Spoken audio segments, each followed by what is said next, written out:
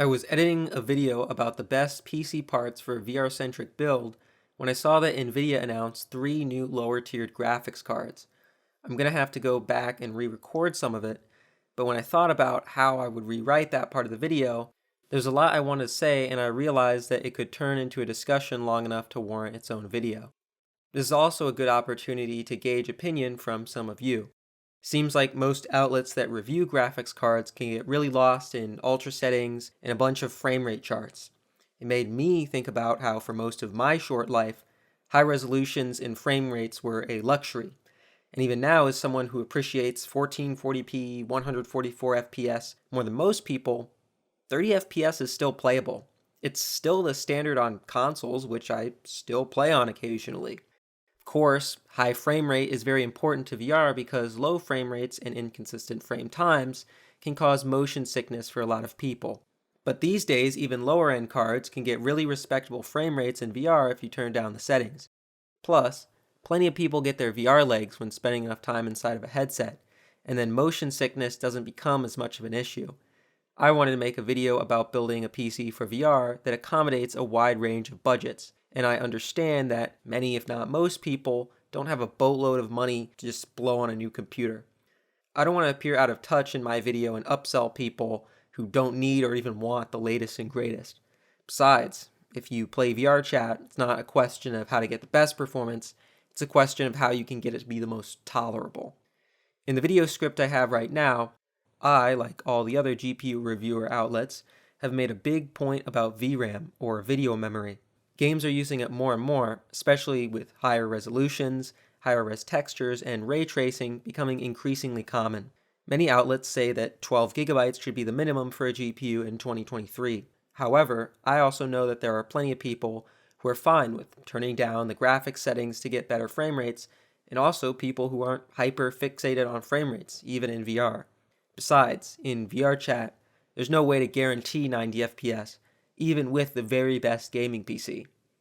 The new graphics cards put a wrench in my original script as the 4060 costs less and is more powerful than my lowest recommendation, the 3060 12GB, but has less VRAM at only 8GB.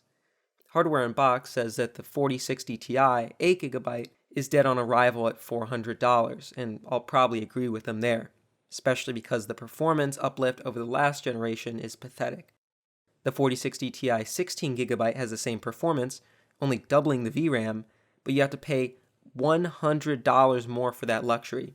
At that point, I'd probably recommend people either pay more for the 4070 or pay less for the 4060 and then just upgrade in 2 years if they want. Because even if you max out the VRAM on either of those two cards, if you had the 4060 Ti 16GB instead, then you would probably be bottlenecked by its relatively low rasterization performance. I explained in my video why AMD cards are not ideal for VR, even though they have more VRAM at the same NVIDIA price tiers. Intel Arc doesn't support Quest Link, so it's out of the question, no pun intended.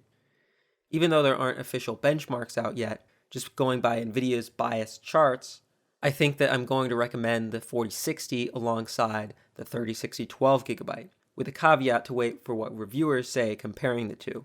For those curious, I'll list reasons for buying one over the other. Going from the information we currently have, I think I'm going to advise against getting either of the 4060 Ti's. I don't mean to excuse NVIDIA's crummy behavior by only recommending their graphics cards, it's only because there aren't any good alternatives. Maybe the tech monopoly should be broken up, but that definitely is not a discussion for this channel. What do you think? Voice your opinions in the comments about anything I discussed, from the concept or metric of quote-unquote unplayability, to what considerations should be made when buying a graphics card for VR right now, to even what you think of this different video format.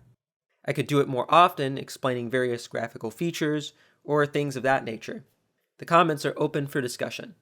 The whole reason I was able to build a new PC and make this video in the first place was thanks to my generous patrons who supported me. If you're interested in creating things for VR, then check it out. I hope all of you look forward to my full video on the best parts for a VR PC.